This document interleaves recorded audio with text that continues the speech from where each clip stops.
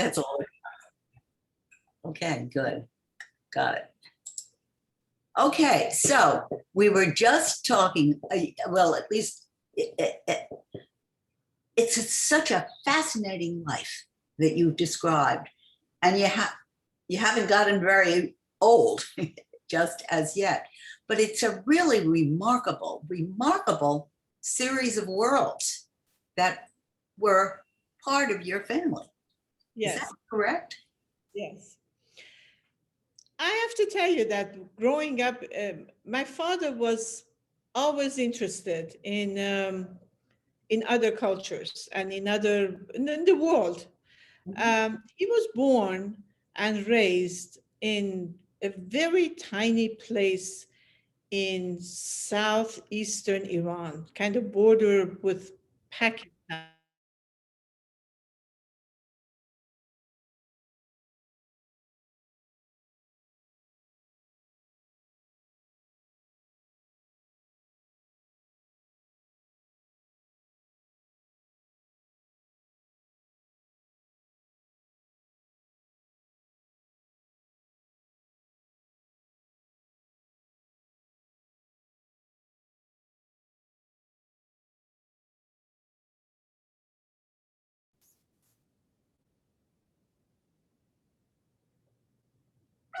Are you there? So Yes. sorry about that. Something cut off. We should be all good now. Okay. So he went and worked for the customs office on the border of Pakistan, and at that time I think it was India, and they had a lot of Indian officers working there that could speak English from the customs people, and also there were some people from Belgium that he also studied French. In this tiny little place, like there are two Belgians and there are five, Indian guys, and he goes and studies English and French there. And basically, he has his PhD in sociology, but basically he was a self-educated man. He would take courses. There was an English correspondence course by the name of Pelmanism. I remember the pamphlet would come to our house, and he would study it so rigorously. And our house was always full of any books that you could find. I mean, in those days, Iran, it was not like we had libraries and other things around. He was extremely, and apparently his father was too, very much interested in education, in being a multilingual. He always said, if you speak one language, you're one person. If you can speak two, then you can enjoy the world as much as two people. So it was a remarkable man, as far as his interest in world and in education and in moving forward in life. So as a result of that, when he married my mom and we were in Tehran, he soon started working for the American embassy. So we were always in touch with Americans. We traveled with, there were agriculture attaches that would come to Iran to teach Iranians how to have better agriculture and better animal husbandry. So we had American friends. We would travel with them. We learned English from them. Um, and it was quite a remarkable time that we had with them. He also would invite people of other walks of life to come to our house and teach us a variety of things. I remember first time that I heard opera was from a friend of his that had gone to France and had brought back a record, and we heard opera, singers singing opera, and it was La Boheme, which I still.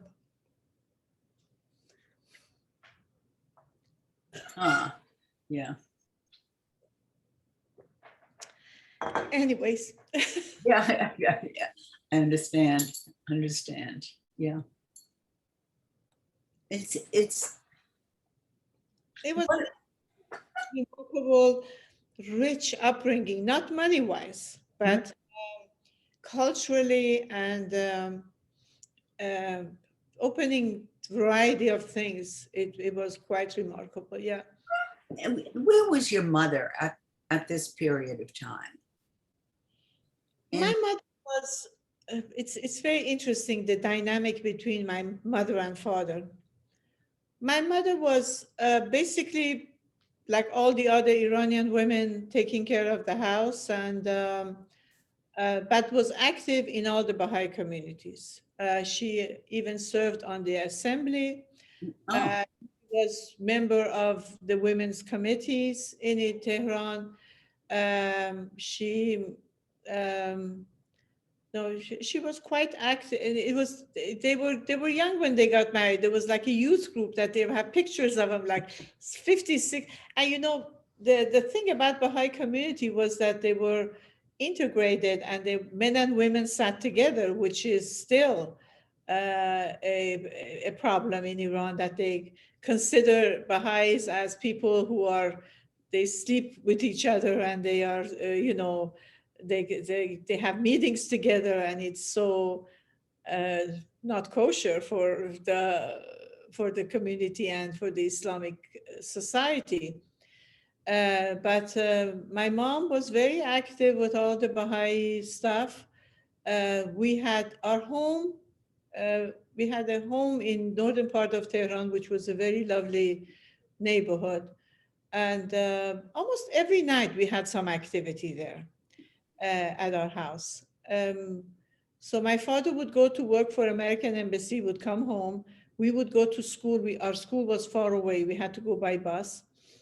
And we come home, and then evening invariably was some people coming to the house. It was a meeting. It was some activity that either we could participate or couldn't. We did our homeworks there, and that was basically the house was always active and vibrant. mhm. Yeah. And on the weekend, it was the place where all the cousins came, because in northern Tehran, the weather was better. We had a swimming pool, and they would stay for the weekend. And my mom was a great cook, so she had to prepare food and take care of all of the, you know, guests and family. Yeah. Mhm. Amazing, amazing. So there you are in this remarkable family, moving around the world, one place after another, in worlds that were totally not like the Iranian space that you grew up in. Is that correct?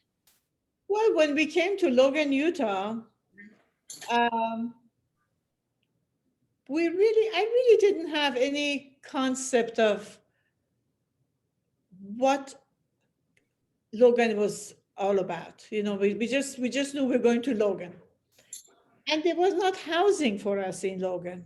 So, there were some prefab apartments left from World War II with no installation, kind of minimal apartments. They gave two of those. There was student housing to our family. The university gave one. My father, mother, and my brother were in it, and the other side, um, I had actually two cousins coming with living with us too. So I was living on the other side with my two other cousins. Despite the fact that we were immigrant, we would always have the house be full of people that we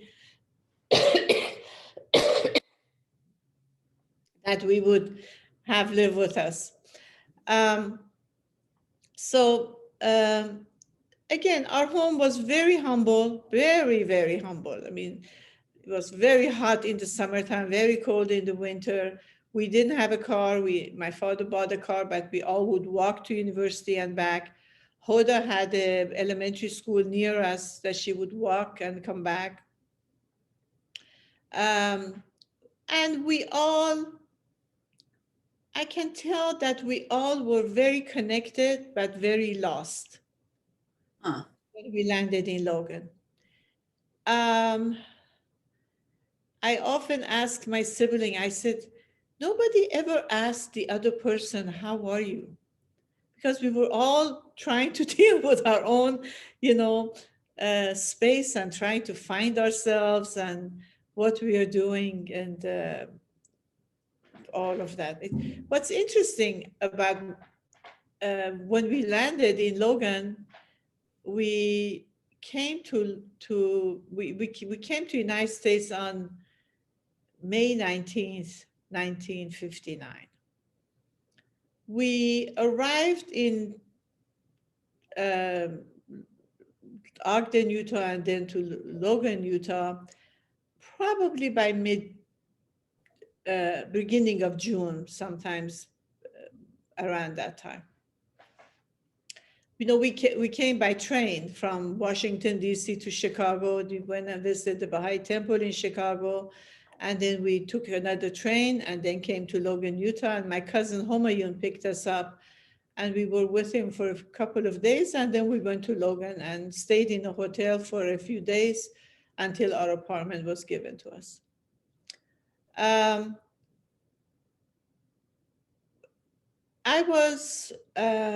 hadn't finished high school when we came here. I was in 10th grade. And the dean, my father took me to the dean of women at university and said, my daughter has come here and they expected Masood and I to go to high school. And I said, I looked at the high school and I said, no way. It was just too wild for me.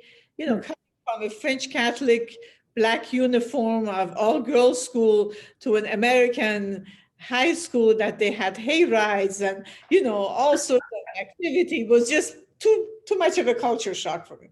I said, no way, I'm not going. Send me to Switzerland, send me anywhere. I'm not going to this high school. He went, the Dean of Women said, you know, why don't you send her to a Girl Scout camp this summer to become a counselor? Now, I don't know anything about Girl Scout. I don't know anything about counseling. And she said it would be good for her. She would learn English and she would be with young people. So here, right off the boat in Logan, Utah, they packed me up and they drove me up to this mountain, way up on top of the mountain, to a camp, Cloud Rim, that Girl Scouts were sleeping under tents and singing Girl Scout songs and, you know, sit by fire at night and roast marshmallows, all foreign, all new. By the end of this, and they also paid me $100. First $100 I earned in the United States, and they at the end of the summer, I actually enjoyed it. I enjoyed it, and I gained a lot of weight because with peanut butter sandwiches and ice cream and all of that kind of stuff. I learned all the terms of Girl Scout. I knew all Girl Scout songs, but really not practical English. So I came back and again, we went to the Dean of the Women and my father said, she's not willing to go back to high school, even after this acculturation. So she said to me that I took a test. I got 100% on my math test. I also spoke French better than anybody there and knew the literature. So we went to French department and talked to head of French department. And he said that I could start university of Utah State University conditionally if I get 3.5 GPA or more above. And do you know, and I took 3 courses, took a French, a math, and English for foreign language. Do you know, until today, I have memorized all of those books. I got straight A from the fear of going back to high school. And, and then interesting enough, within a few months, I became interested in all social clubs on campus. I joined a group called Spurs that they were like, oh, I figured out that if you're part of the Spurs, you get in every activity for free because you would check the ticket or you would do something at the door or it was like ushers, but it was like service community. We had a big, nice uniform and it was like a service sorority. So I joined them. It was really fun. For homecoming, they had a float on that on a parade downtown Logan, Utah. I was on the float. My brother was in the band that he played flute. Very, very soon after we entered United States, we all um, jumped into activities that were really fun. Um, my mother, interestingly enough, she had nothing to do at her, but she had to cook for us and take care of us. But a woman came over and said, I want you to come to the library. It was a small house in Logan that was the local library, city library. She said, come and stay with me in this library. I will teach you how to file books and the Dewey system of library work. My mom would go there and sit with her. First of all, she learned English. She was, I have to tell you that in Iran, we always had cook and servants. So she learned how to cook American style with American products. She really became part of this community there as far as going to the library and being there, and then at the same time coming home and taking care of us.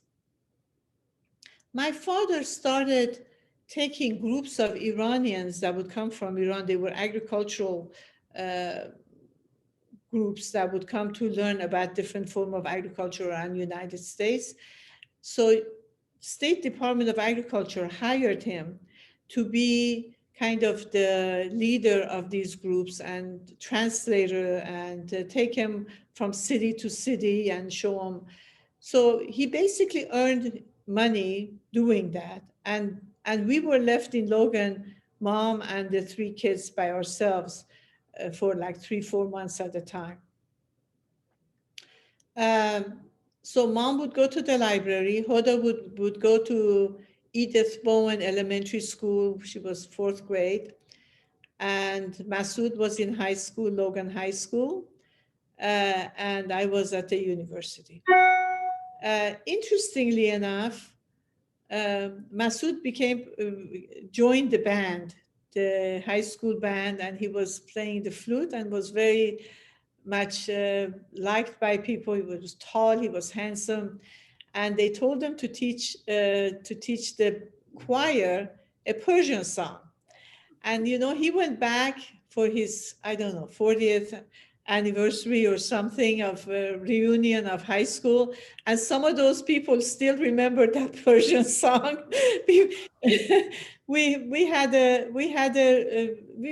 Our family really made an imprint on, because we were so different. We were the only Iranian family.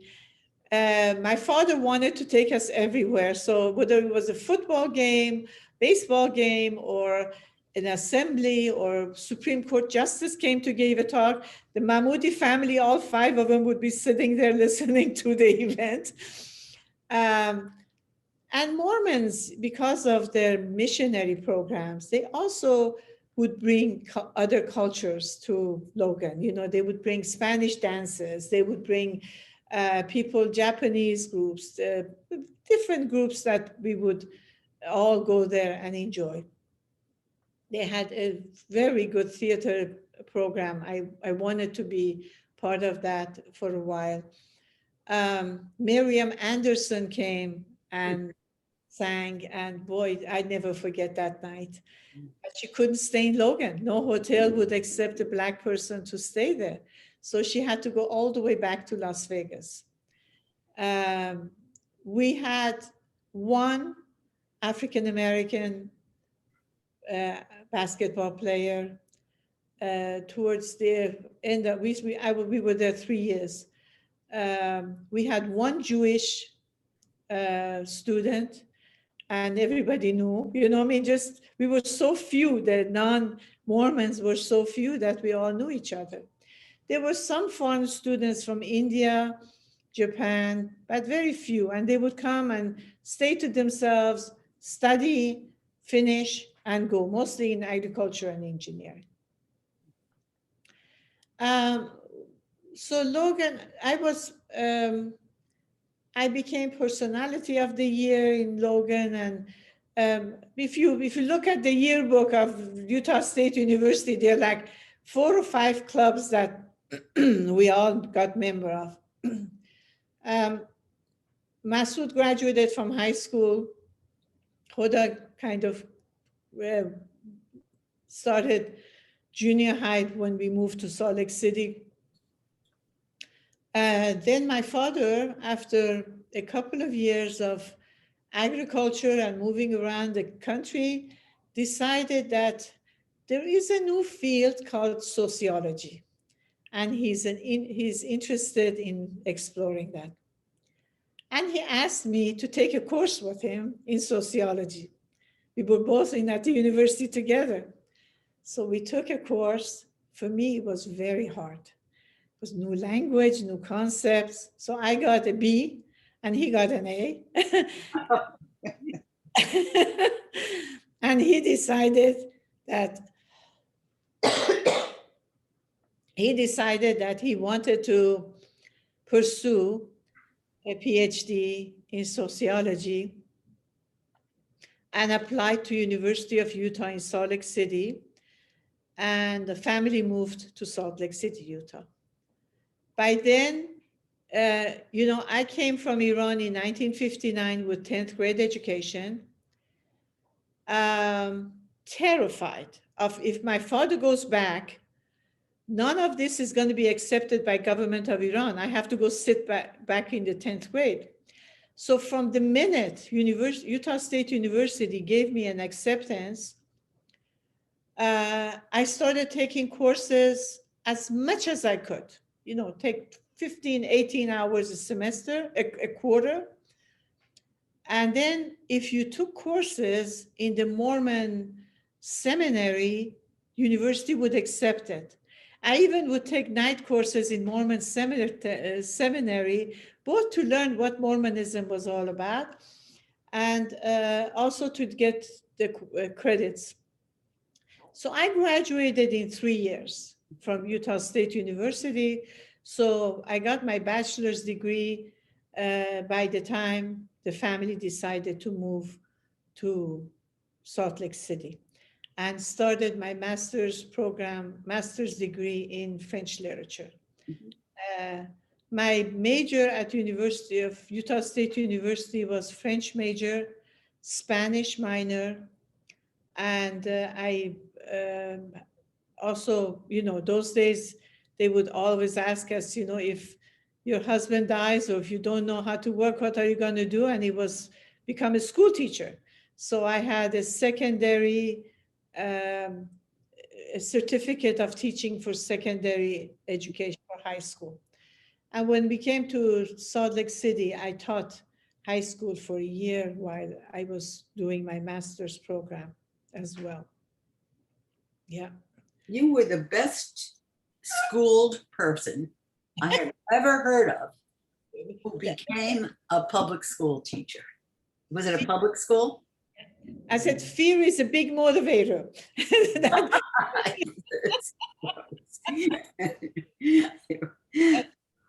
The fear of going back to Iran and sitting in 10th grade was enough to. It's amazing. Now, can we go back to one thing which I'm just missing because I don't understand it enough, which is what kind of food did you eat?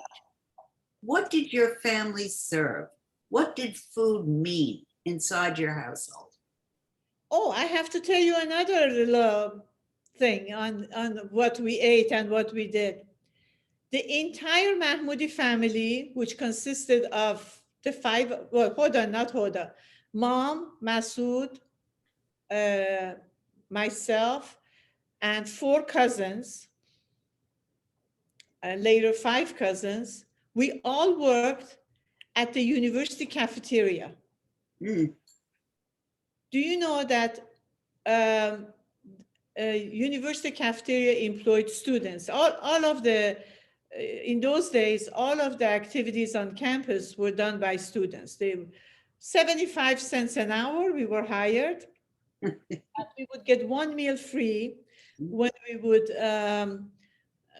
we would work for the cafeteria. And it was great cafeteria. There were all these wonderful German ladies that cooked pastry, and they taught us how to do wonderful pies and just regular American food. And so most of the time, we either worked one shift or two shifts. And so we had most of our meals in the cafeteria for free. And I have to tell you, my paycheck would be like $25 every 2 weeks or something like that. And they had the almond joy chocolate. oh, It was my treat that I would buy that every other. You know, I never paid $1 for my education. Hmm. The entire time, my grades were good, so they would waive the tuition. And then I would earn enough money and I would make my own clothes. In Iran, I learned how to make clothes. So I would, and I didn't like the American fashion those days. I would get French journals and copy the models, and I was the most fashionable girl on campus and dances and everything else. Um, the the food that we ate at home was basically Persian food. mhm. My mother would make rice and then different kind of sauces that we made, eggplant. It was in those days like yogurt didn't exist, eggplant didn't exist so when every once in a while they would show up, it was a treat to have that. Um, uh, yeah, basically that's what we ate.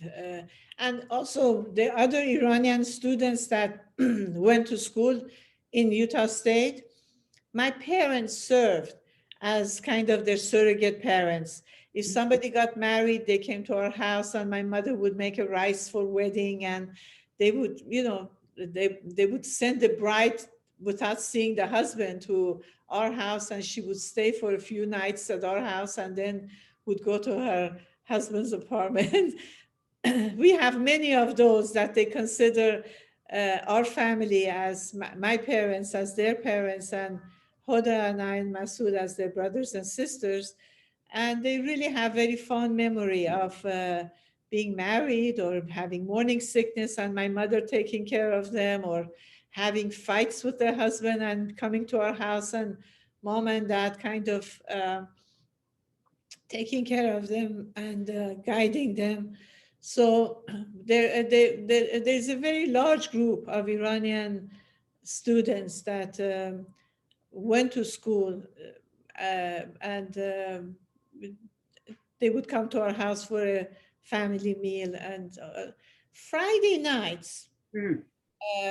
at our house, my mother would cook, and we would have a Baha'i meeting at the house. Then we would have like a meeting for anybody who had any question about Baha'i faith to come. So often, Friday nights, our house was full of variety of people. Excuse me.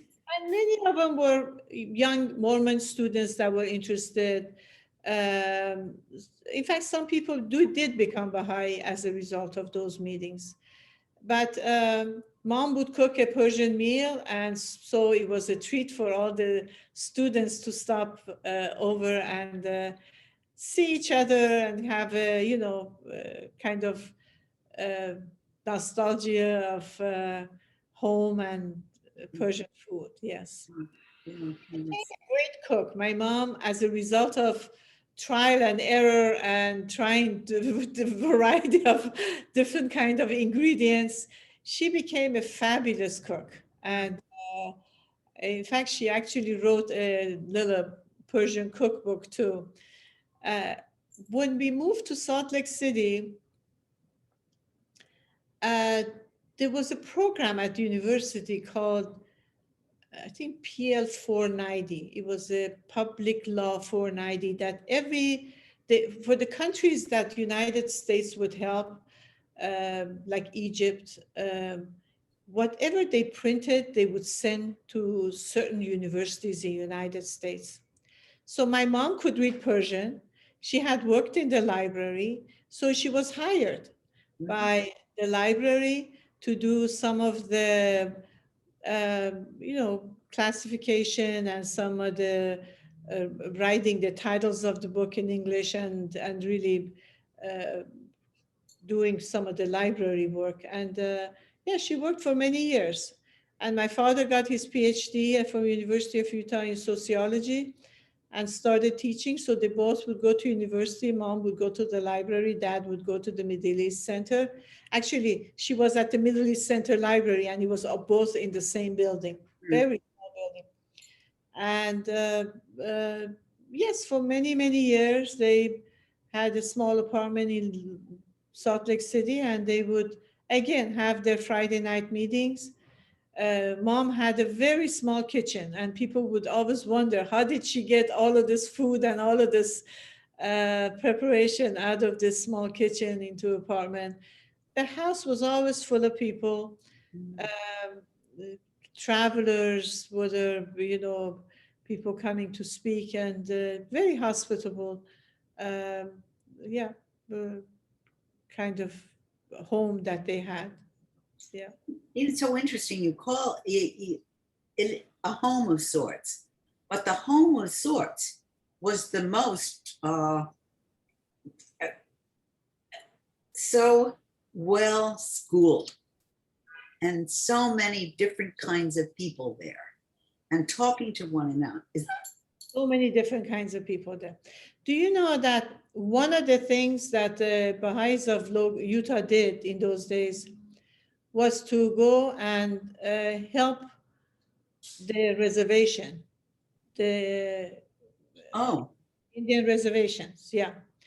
So if you talk to Hoda, she has been, ever since she was a child, we would go to youth reservations and take him food, blankets, whatever, and sit with them and, just learn about their lives. Um, yeah, we also went, there was a school in, unfortunately, it was a school in Brigham Young that they would bring uh, children from reservation, but would try to cut off all of the connection with the culture. Um, we visited it several times there, try to see if we can help, with the kids or anything. So we were interested in a variety of things. We were interested in Mormonism. We were interested in American Indians. We were interested. When we moved to Salt Lake City, there was an NAACP organization. So we had meetings with them, and they would come to my parents' house, the president of NAACP. So it was a very eclectic kind of a multicultural place. I have to tell you that when we were in Logan, there were like maybe 4 or 5 of us were Baha'is. So we had this Baha'i club. We started this Baha'i club. And then, the Baha'is have these 12 principles: equality of men and women, education, justice, the 12 principles that it's basically unity of the world and justice and peace and all of that. So we would write, we got a stencil, I would write on cardboard the 12th principle, and it was a kind of a glass enclosure at the Union Building. that you could rent as a club.